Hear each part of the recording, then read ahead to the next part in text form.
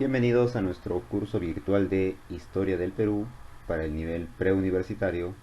Les saluda el profesor Andy Ortiz Tomasco. En esta sesión vamos a trabajar los temas de la convivencia política y el primer gobierno de Fernando Belaúnde. Se conoce como la convivencia al periodo que va desde el año 1956 hasta el año 1962 y corresponde al gobierno de Manuel Prado Ugarteche en su segunda gestión, porque tú recordarás que ya él había sido presidente durante la Primavera Democrática antes de José Luis Bustamante y Rivera.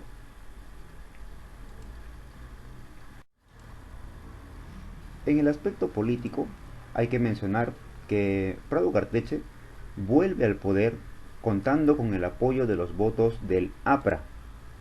Es por eso que a esta etapa se le llama la convivencia, una convivencia pacífica entre Manuel Prado Ugarteche y el partido aprista. Ya durante su gobierno promueve un clima de respeto a las libertades democráticas al eliminar la ley de seguridad interior, esa que había sido planteada por Odría, que servía en realidad para reprimir y perseguir a los opositores. Con esto se da también pues el perdón de los perseguidos políticos, la libertad de los presos políticos y con ello se da el retorno triunfal de Haya de la Torre.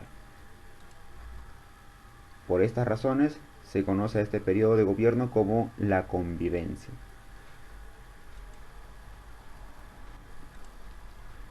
En el aspecto interno, Prado Ugarteche toma algunas medidas como la amnistía. Una amnistía política significa el perdón de cualquier tipo de pena a todos los presos políticos. En esta época van a surgir nuevos partidos políticos. Estos partidos que están desarrollándose tienen planteamientos reformistas y nacionalistas porque hay pobladores que han cambiado su situación. Recuerda que en la época de Odría se ha dado ampliamente la migración. Entonces se requiere ganar votos y para eso hay que darle beneficios a esta población. Favores a esta población migrante que se ha sentado en las barriadas. Entonces, estos partidos políticos representan los intereses de estas personas y de los obreros también, ¿no? ¿Cuáles son los principales partidos políticos de esta época? Por ejemplo, el Partido Demócrata Cristiano, Acción Popular y el Movimiento Social Progresista. Acá podemos ver algunas imágenes de cómo fueron las primeras invasiones de estos migrantes que habían dejado sus viviendas en la sierra para buscar un mejor futuro acá en la costa. En el aspecto económico, el Perú fomenta el desarrollo de la industria nacional, pero para eso tiene que recurrir a préstamos y créditos que a la larga traerían pues consecuencias negativas por el pago de los intereses que hay que hacer ante esos créditos. Esta situación del Estado va a ser criticada por algunas personas, uno de ellos es por ejemplo Pedro Beltrán, director del diario La Prensa, quien más adelante será nombrado ministro de Hacienda. El Ministerio de Hacienda hoy en día es el Ministerio de Economía. En esta época también se da el boom de la harina de pescado. Este recurso es solicitado en Europa primero como fertilizante para la agricultura, y luego tiene mucha más demanda todavía como alimento para animales de granja. En ese sentido, hay que mencionar a este personaje quien destaca en este rubro. Él es el empresario Luis Banquero Rossi, uno de los mayores exportadores de harina de pescado. De manera complementaria, se crea una planta siderúrgica en Chimbote, es decir, en Ancash. Tanto la harina de pescado como la planta siderúrgica hicieron pues que Chimbote vaya desarrollándose.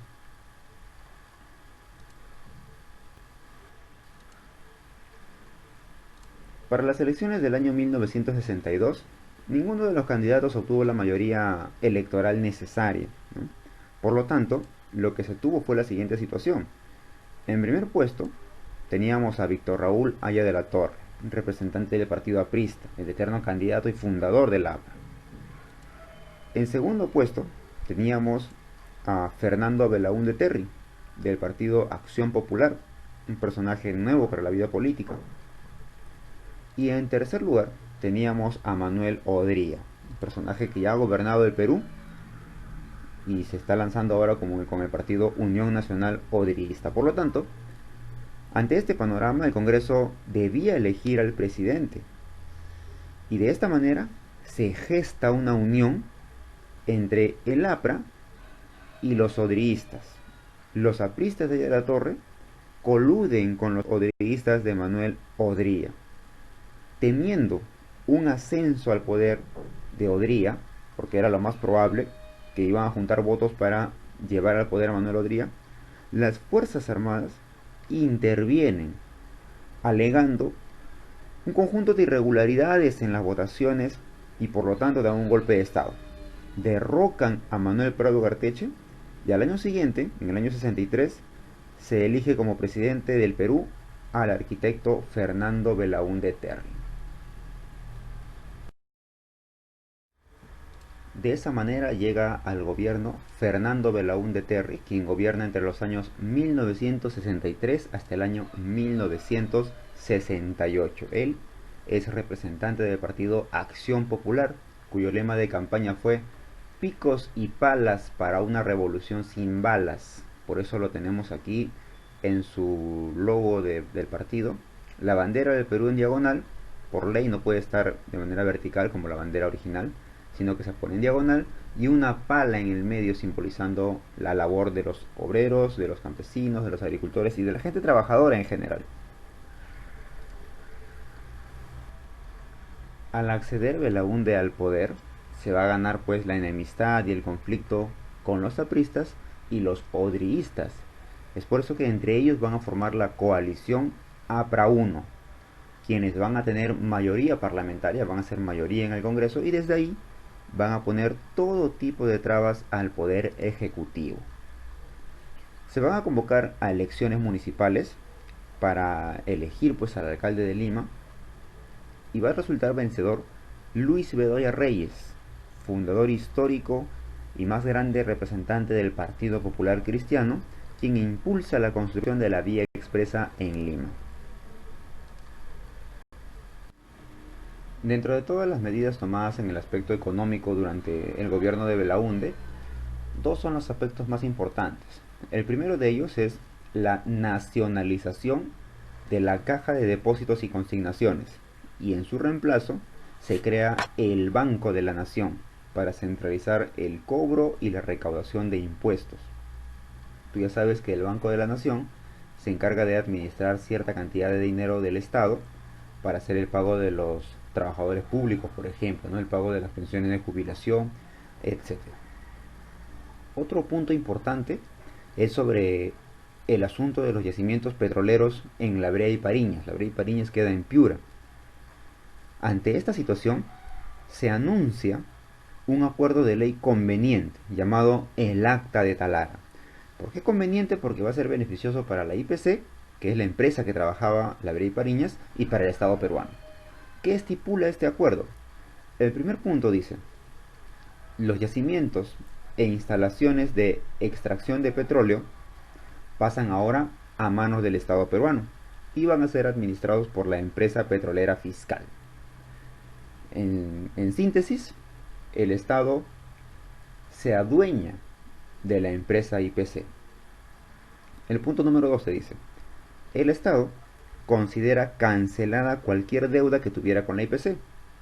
Al nacionalizar ese yacimiento, el Estado tiene que darle una cantidad de dinero, pagarle a la IPC.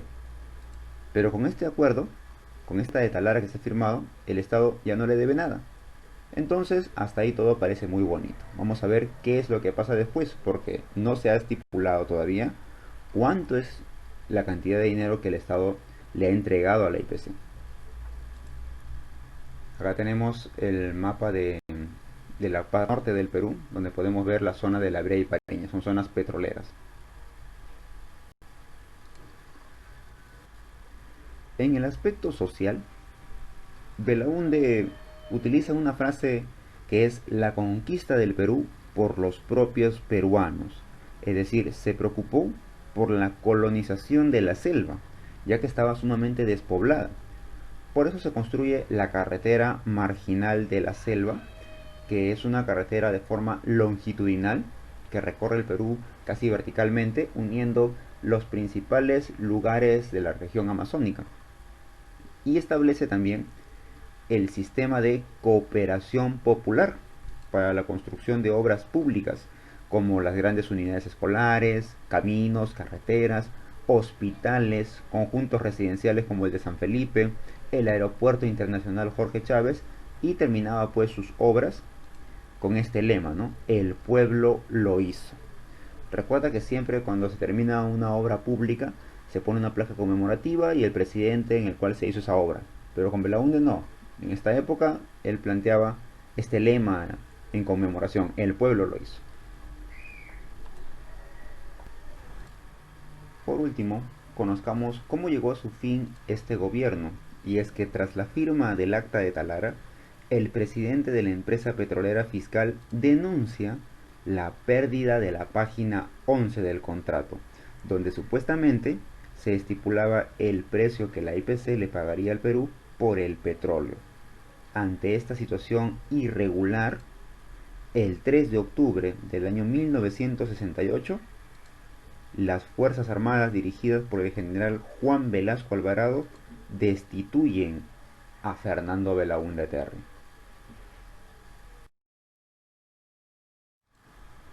Primera pregunta de la autoevaluación. El golpe de Estado de 1962, realizado por la Junta Militar, impidió el ascenso al poder de... Para esas elecciones recuerda que teníamos a los tres candidatos fuertes: Aya de la Torre, Fernando Belaúnde y Manuel Odría. Y probablemente se iba a formar una alianza política entre el APRA y la Unión Nacional Odrista, con lo cual llegaría al poder nuevamente Manuel Odría. Para eso, la Junta Militar impide esa unión. La pregunta número 2 nos dice: el Congreso, que fue oposición al gobierno de Belaúnde, estaba compuesto mayoritariamente por... Claro, de esos tres candidatos, el que llega al poder va a ser Belaúnde. Por lo tanto, se forma la unión parlamentaria entre el APRA y la Unión Nacional Odrista. No te olvides que tienes una tarea pendiente, desarrollalo, practica y estudia mucho y nos encontramos la próxima clase. Hasta luego.